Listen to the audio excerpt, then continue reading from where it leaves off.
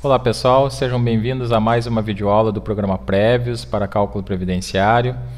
E hoje veremos como fazer no programa o cálculo da revisão do teto, conforme emenda constitucional 2098 e 41 de 2003. Bem, quem tem direito a essa revisão do teto?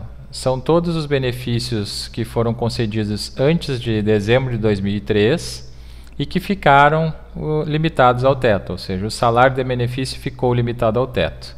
Aqui nós temos um exemplo hipotético na DIB de 15 de março de 1995.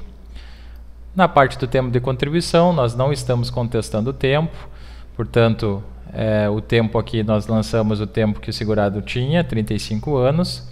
Os salários de contribuição foram lançados anteriormente, dentro do PBC de 48 meses, já que a regra para esse cálculo é a regra da Lei 8.213. Então, dentro do PBC de 48 meses, lançamos os últimos 36 salários de contribuição.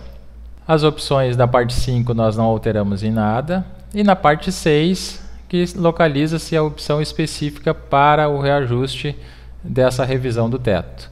Então, a opção é como deve ser o cálculo do índice de reajuste do teto, coeficiente teto. Nós temos aqui 4 opções.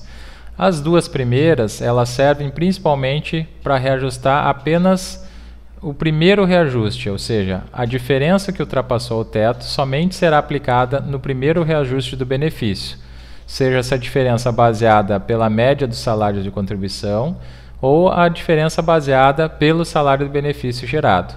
Essas opções dizem mais respeito à revisão do buraco verde. Agora, aqui nos importa a última opção, reajustar a RMI limitada ao teto sempre que o valor do teto for reajustado, ou seja, a revisão do teto. Por quê? Porque esse reajuste vai se perpetuar ao longo do tempo. Então é isso que nós vamos ver agora. Nós vamos calcular e imprimir.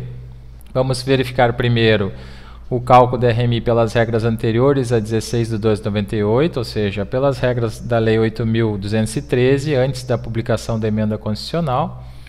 E poderemos perceber que o salário de benefício ele ficou limitado ao teto e que a média dos salários corrigidos foi bem superior ao teto.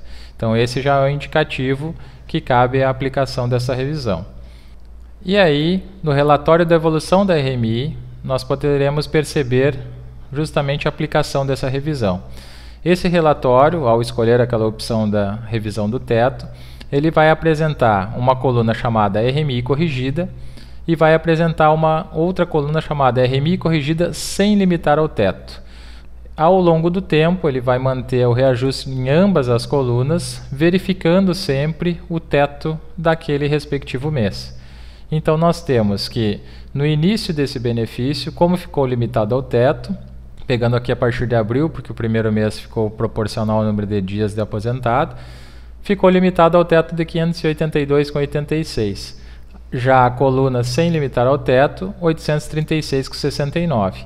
E assim será aplicado todos os reajustes.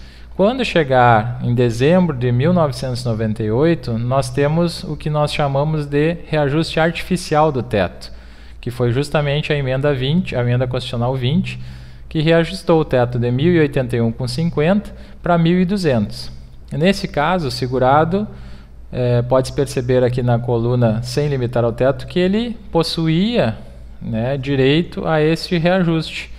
Então, automaticamente, no mês seguinte, ele terá um benefício maior do que ele vinha tendo. Passa a ter, então, limitado ao teto de 1998, que é 1.200. Assim também será feito para 2003.